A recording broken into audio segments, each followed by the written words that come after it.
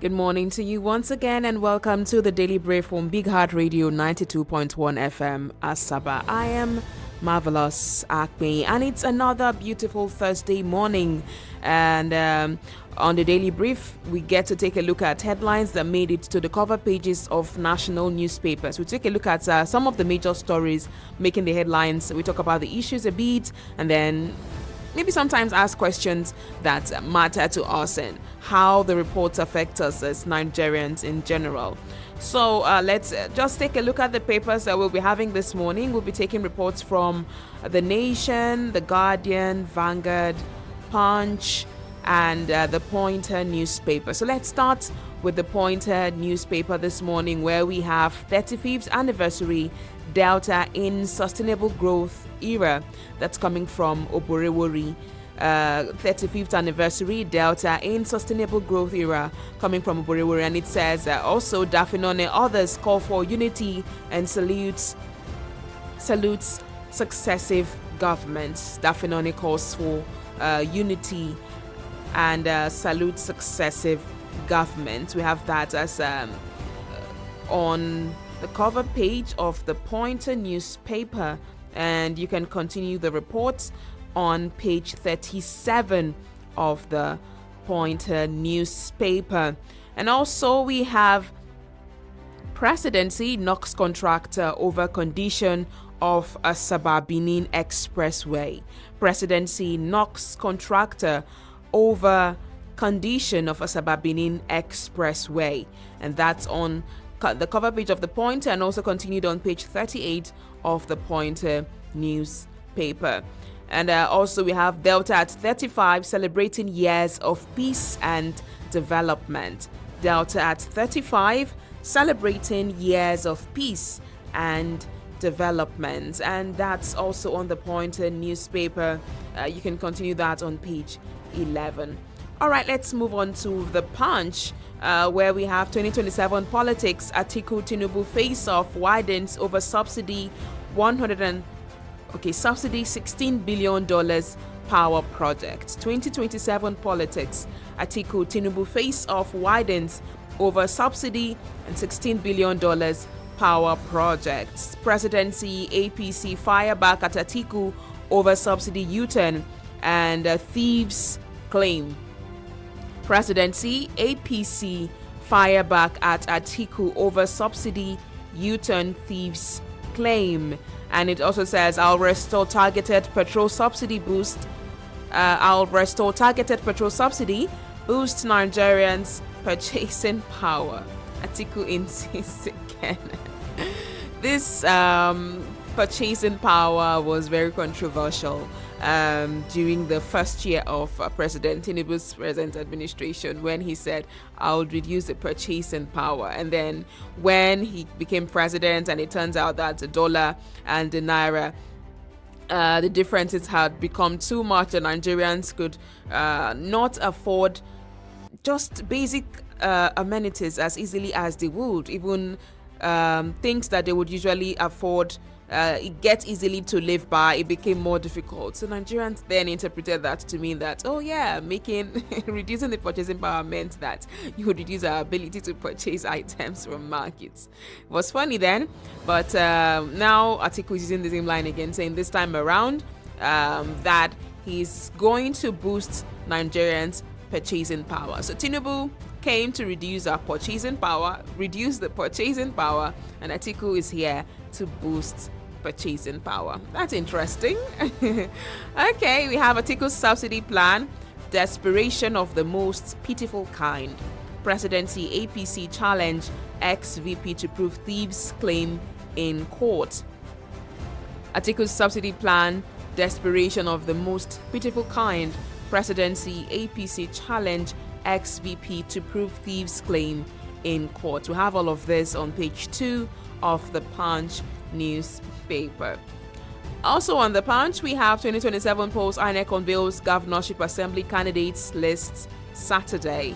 2027 polls. INEC unveils governors and assembly candidates lists on Saturday. That's on page 29 of the Punch newspaper. We have EFCC offers 5% reward for leads on stolen assets abroad. We actually had this on the news this morning, on the big news this morning, and I found it really interesting. 5% reward for leads on stolen assets abroad. So they're basically saying that also for some persons that they have been caught committing a crime and then they are looking to recover the assets, they can publish names of these persons, and if you live in that country and you see any property or anything that could link the properties to the person concerned, you could report to the EFCC and you could become a millionaire. The EFCC said this themselves, that you could become a millionaire by showing them the assets, stolen assets that are abroad. Okay, and then they said a 5% reward is waiting for you. I think this should be the right time now to jackpot and make that a job you can do. Just move to any of these countries. Even South Africa will be out of the option now, UK and so many other countries that Nigerians love to invest in. Go there and see if you can find any of the properties linked to any of these concerned persons, and maybe that could be your chance of becoming a millionaire. See, you should always listen to the Daily Brief, because I'm not just keeping you updated with the happenings in Nigeria. I can also give you tips on how to become a millionaire overnight. Okay, so we have federal government halts foreign scholarships, redirect funds home.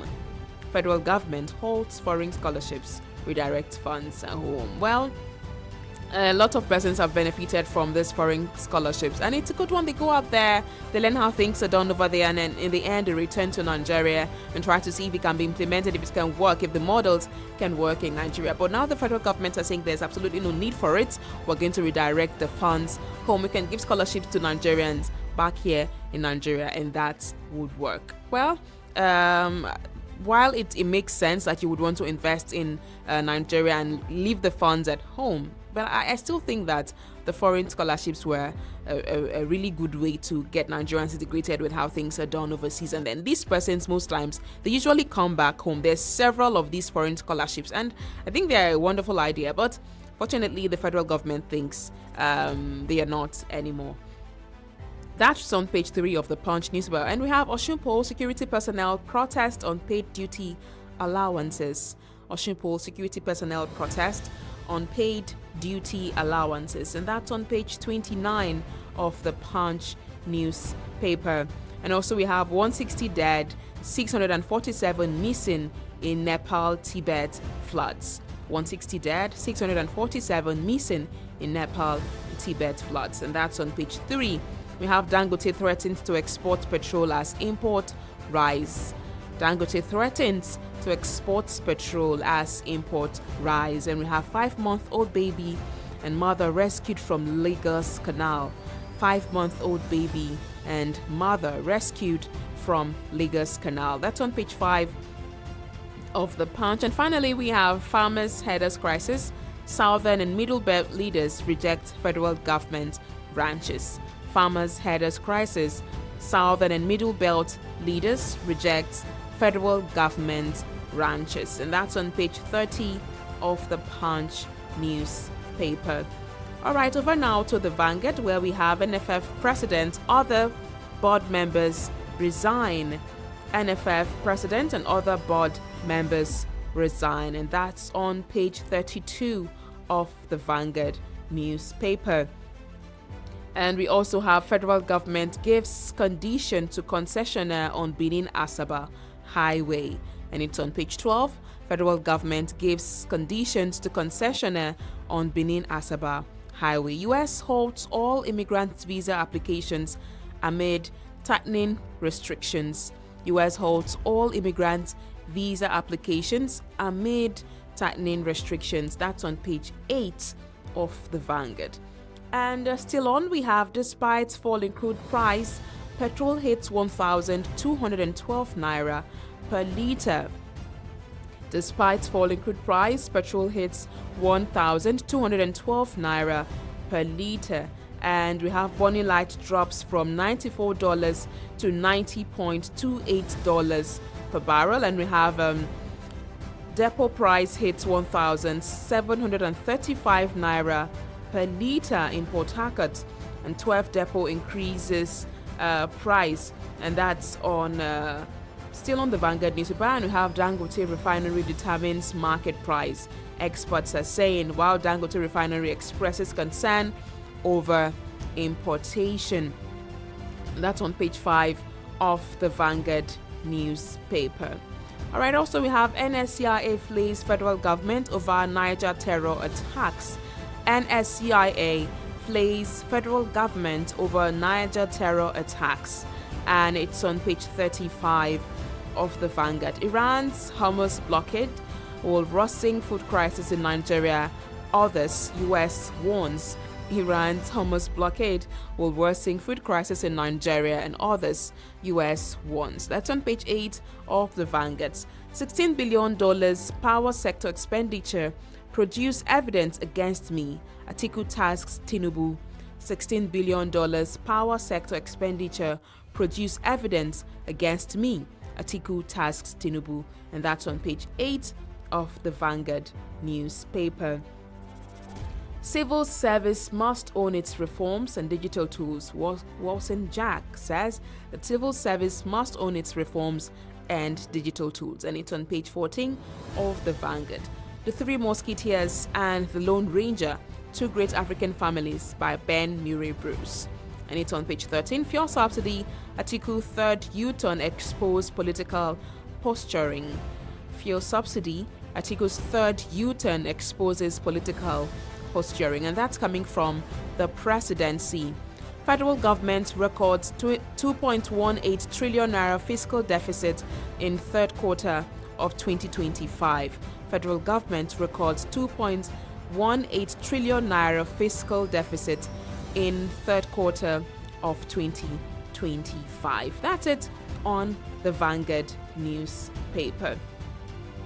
All right, moving on now to The Guardian. We have design flaws in new roads, public facilities leave persons with disabilities stranded.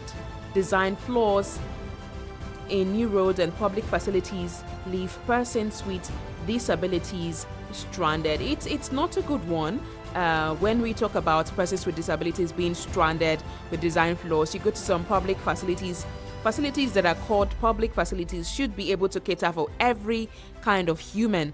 You're not making facilities for just humans without disabilities, because that would be definitely wrong. So while you're making these facilities, it should be accessible to everyone. It should be accessible to persons who use particularly the wheelchair. You go to some facilities, and if someone comes in with a wheelchair, sometimes they have this steep, and then it looks even scary for someone who is walking, and you expect someone who is independently using a wheelchair to be able to pass through these entrances and exits in public buildings. If you call it a public space, if it's a public building, it should be able to cater for every kind of Nigerian, every kind of person. That is what I think.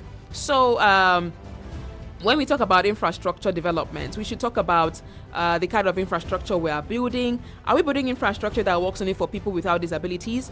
It is not an engineering issue. It's not about the engineer. It's about our feelings, or as a human, do we consider other humans, other type of people, while we are having these structures in public places? That is actually very concerning. I saw a video on social media that a lady was talking about how she's having issues because she lives abroad. She's having issues with her country, and she's been asked to move back to Nigeria, and she was deeply saddened. And she talked about how even the basic amenities are not even accessible in Nigeria. That is a country that she's been asked to go back to. And trust me, it was very disheartening for me to watch that video. She was all teary and explaining her predicament as a Nigerian living with a disability. But then she came abroad and she found it easier to just even move around without needing help from anybody. And now she's been asked to go back to this country that seems not to cater to persons with that kind of need. So as Nigerians and as a people, we have to do better. All right, and still on the Guardian newspaper, we have APC to reshuffle campaign council over pressure from North and Southeast. APC to reshuffle campaign council over pressure from North and Southeast. And this has been on the news for a while now, and it's interesting because it shouldn't be just about politics. It shouldn't be just about maybe every region being represented. It shouldn't be just about what region can win election, what region can donate the most. Because when you take a look at that list, it really seemed interesting. And I'm not even surprised that they are talking about reshuffling. Campaign structures are being reviewed by the APC, and then regional interests are becoming increasingly important. Every region expects that they have to be represented, especially in such a political party as the ruling party. So are political parties building national structures based on competence, or they are simply trying to balance regional interests ahead of the election? That is also a cause of concern. Is it about what region you're from, or is it about what you're capable of providing to them? I shouldn't dwell too much on this. That's for the APC Campaign Council to decide. All right, and still on The Guardian, we have Southern Middle Belt leaders reject federal government's livestock scheme. Southern and Middle Belt leaders reject federal government's livestock scheme. And we have EFCC recovered over $500 million cash and assets in 3 years, says Olukoyede. EFCC recovered over $500 million cash and assets in 3 years, says Olukoyede. This is actually very interesting. And the question still remains, these recoveries, what happens to them? Do they get sent back to the rightful owners? Are they reinvested back into the country? What happens to these assets? Do they get returned back to the owners? I remember a conversation that ensued on social media a while back, talking about how these assets, maybe assets like vehicles or houses, when the EFCC or these agencies are about to sell them, who gets access to buy them? Do they still go back to the powerful and the rich Nigerians, or is this an opportunity for maybe an average to a lower standard living Nigerian to sort of change their own lives? Although we did get earlier from the federal government when they reported that some of the money gotten from agencies like this were being used to sponsor the NEL Fund. Yes, they were being invested into the NEL Fund program, which makes sense. But then we have to properly monitor this so that it doesn't become a situation where you have gotten this money that's been looted from Nigeria, but then you don't monitor it properly, and somehow it still gets missing in the system. And also we should put more facilities in place to make sure that it doesn't continue to repeat itself. How are all this happening? Can we make sure to prevent it? They always say prevention is better than cure, but in Nigeria it seems we find it really difficult to prevent. Rather, we always go for the cure. Prevention is more important. While recovering these assets are important, we should also make sure that we prevent these assets from being looted in the first place, from being stolen, before we begin to spend so much money again to try to recover the assets back to Nigeria and maybe the rightful owners. All right, we have Atiku insists on subsidy as Presidency challenges funding, cites 19.1 trillion naira burden. 19.1 trillion naira burden. That is definitely too much for subsidy, and I mean it's not even sustainable. So we would continue to borrow to subsidize petrol and all of that. We actually discussed this earlier this week. That would be Tuesday. Yes, we discussed this, and we got to understand how important it is that we do not return to the days of petrol subsidy. This is on page 6 of the Guardian newspaper, and we have federal government launches $1 billion scheme to support poor households. Again, how will this be monitored? $1 billion is no small amount of money. Yes, you can say you've launched this to support poor households. How are you sure that this money would get to the poor households? I remember when the cash transfer palliative was introduced just immediately after the fuel subsidy was removed. I don't think I ever met any person who ever told me that they received any money, but from the federal government would always hear they've disbursed this amount of money to poor Nigerians as palliative measures. They've sent 50,000 naira, they've sent different amounts of money, but I never actually met anyone on ground who said they received any amount of money from the federal government. So are you saying that I do not know any person who belongs to a poor household who deserved that money?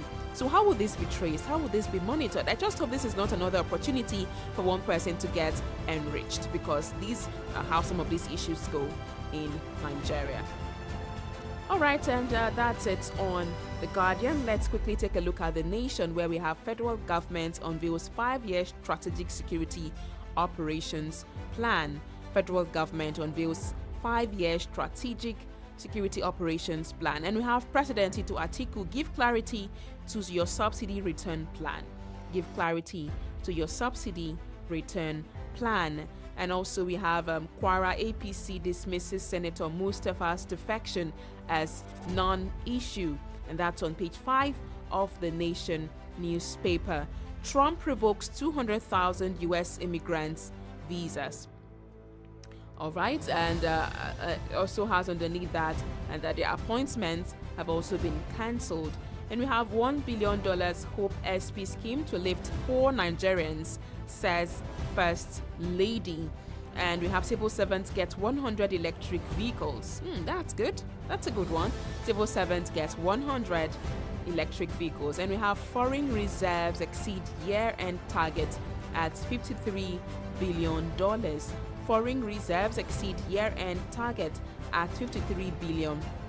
This is a good report that we have $53 billion target, and now the foreign reserves have exceeded it. But then also, it's concerning that, yes, we could have foreign reserves, but are Nigerians comfortable? Can the average Nigerian afford even the cheapest meal to feed their families? Can they do that?